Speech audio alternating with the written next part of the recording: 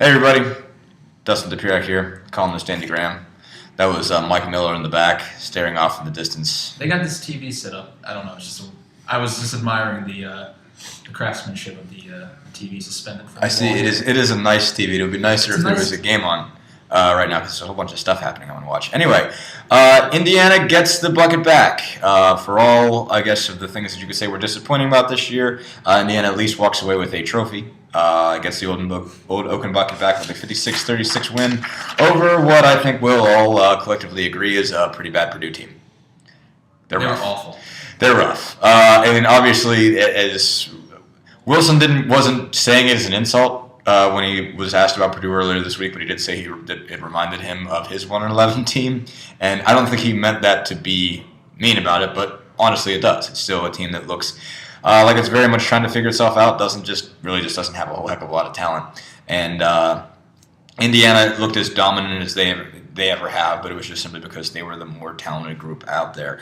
Lots of interesting stuff to talk about. Trey Roberson is the guy today. Throws for 273 yards and 6 touchdowns. That matches a school record. Sets a school record.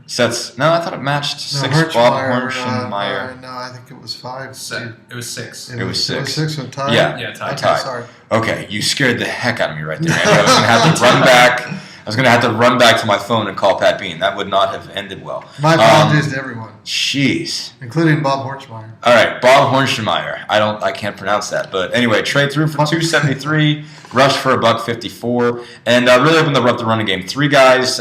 He went over 100 with 154. Stephen Houston 120. D'Angelo Roberts with $113. First time Indiana's ever done that. Had 3 guys go over 100. Rushed for 401 yards. Had 692 grand total.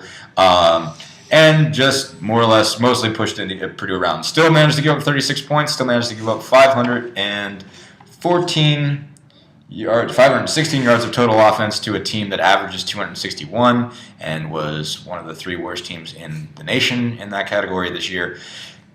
It's against Indiana's defense. They will find a way. But I think it was just good for Indiana to.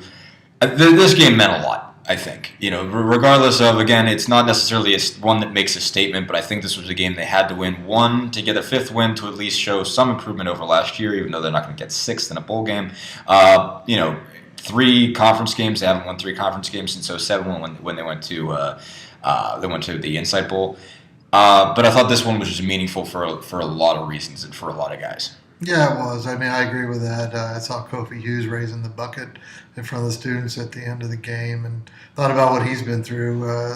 Got recruited by the Lynch family here. And loved the Lynch family. Loved them, and the transition was very difficult for him and a lot of the other seniors.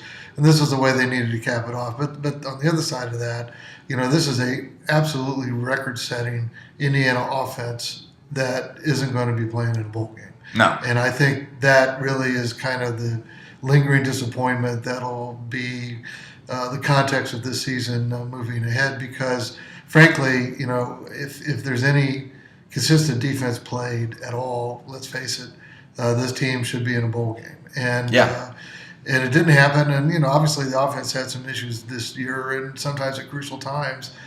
People are going to think about that play in the Minnesota game, sure. the wayward lateral in the Minnesota game, and so much. Well, that's your season, and other right stuff there. Too. But I this think is a 6-6 team if that doesn't get this is a really really bad Purdue team, mm-hmm. and Indiana was ahead of them 49-9, and all the defense has to do at that point is just keep the ball in front of them. If Purdue marches the ball meticulously down the field and takes up 8 minutes on the clock to score a touchdown, nobody's going to complain about that because that's what you need to do at that point. That happens, keep the ball in front of you, let them complete passes underneath you. But instead, Indiana Indiana gave up a 75-yard pass to a running back. They gave up a 47-yard pass to a wideout, and then they gave up an 80-yard pass, a one-play 80-yard touchdown drive for Purdue, and suddenly Purdue's within 19 points with 10 minutes to play, and that is unfortunately emblematic of Indiana's defensive issues this year, where it's like you watch it and you go, guys, really all you need to do at this point is keep people in front of you, make sure your safeties are deep enough that nobody gets by you, make Purdue earn it as they go down the field, and instead, and up till that point, it had been a fairly solid defensive performance. Purdue had 12 rushes and 12 rushing yards at halftime. and Indiana was ahead 49-9. And you're thinking, okay, it's been a solid performance, and all they need to do is close it out solidly. And instead, they get shredded, and especially in ways that are particularly egregious, where all you got to do is keep your safeties back at a reasonable distance and play, and keep receivers in front of you, because Purdue's going to have to wing it all over the yard at that point. So that's the kind of thing that just has to get fixed in this offseason. I mean, however Kevin Wilson decides to do that, however he cares to approach it, it's job one for him, and I think he knows that, and I think everybody else who follows this program knows that. I would say, don't you agree, Mike? Absolutely. It was, for the first time all season, we finally got to see a defense that was actually worse than Indiana today. Purdue was terrible. I think the one thing that really Mike's really not holding back on this. I mean, I had to watch that. It was just they were bad. And the one thing that just jumps out, you look at their third downs. I mean, this is a defense that all year has just been atrocious on third down. I think they came into the game. I haven't looked at that yet. 52%. I didn't even see that. 16 of 18. 16 of 18. Wow. I didn't realize it was that. I hadn't even looked at that number yet. It's that bad. And some of them are third and longs, Mike, Yeah. where once again, I mean, what is Indiana going to do? Well, they would just run a post pattern or some sort of crossing route, and the guy would be open by 10 yards. Yeah, it was atrocious. I mean, the two teams combined for something like 1,200 yards, which is you see that with Indiana games, but Purdue did that. Purdue put up it was 516 yards. Yeah. Well, what do you guys think about Trey's performance in the sense that I don't want to go there yet. All right. We were just talking defense. So I think we want to stick here real quick. Here's why. Because Kevin Wilson was asked about it again, and he's become deft, I guess, at dodging the bejesus out of it. I mean, it's one of those like when it gives you about a 4.5 minute answer that goes in about 15 different directions. On some level, takes responsibility. Also, just doesn't say I guess we should have done it at some point in time. Like point blank, are you going to fire Doug Mallory or not? Well, I mean, he's been asked point blank about that, Yeah, well, he's been dodging it. There's almost like go. Yeah, I mean, he's not going to say. No, and we're not going to know that they're all going to take off recruiting here for the next 2 weeks. So don't expect any news along those lines anytime real soon. I don't think, but I'm still going to wake up at 9 in the morning and start texting people just in case. But I don't know. He again, the way he put it, I think, was that he said, it does, at the end of the day, it does come back on me. We're going to do some real self-evaluation here. And he said, I haven't created a good enough culture of defense. This is things he said over the last 3 weeks about when he's been asked about it. And then today he kind of went down those regards and said, okay, what all do we have to do? And he was joking about it. He's like, maybe we need to put on our socks different ways. Maybe just everything. Maybe, we're going to have to look at literally every single thing we do and ask ourselves, okay, what are we doing well and what are we doing wrong? And, but so he hasn't rolled out the idea of making a change. And I think what he's made clear is that this staff is his responsibility. If he does make a change, then he has to admit that he made a bad decision in the first place.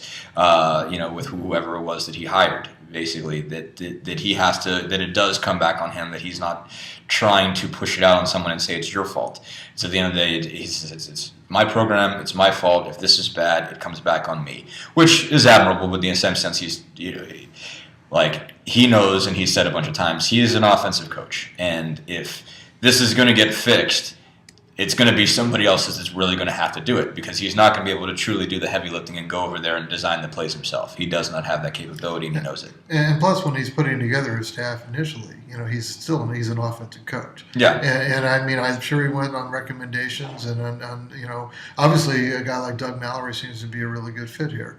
And it's going to be interesting. I mean, honestly, it's going to be hard to make a case to bring Doug back, just looking at the numbers and looking at the performance and all of that kind of stuff. Then again, it's hard to really fully evaluate him when you look at the fact that his best people, his best athletes are freshmen. I mean, and so there's that too. You say, well, what kind of ammunition did he really have? Mm-hmm. There are all kinds of things that go into this, and not the least of which is the fact that the Mallorys are probably the first family of Indiana football. If there is one, there is one, and so and the kind of people they are, including Doug. So there's that too, and it's going to be really interesting to see. Kevin Wilson is the only guy that can really make that call, and he has to make the right call because he owns him if he keeps him. That's right. If he keeps him, then really Wilson owns the defense. You're saying, okay, I believe in what he's doing. We can make it work with these guys going this way. Right. And that's gonna and really That'll determine if he gets a second contract. The future of his tenure is going to depend on what he decides to do here, Mm-hmm. and whether or not it works, because it needs to be the right call, whatever that call is. Yeah, I guess let's talk about Trey real quick. He did really play well. Yeah. I think it's such a tough call, but I really do think Sudfeld could have come out and done the same thing. I totally agree. In a different way. It would have looked different. Yeah, no, it would have looked different. They would not have run the ball this well, not nearly this well.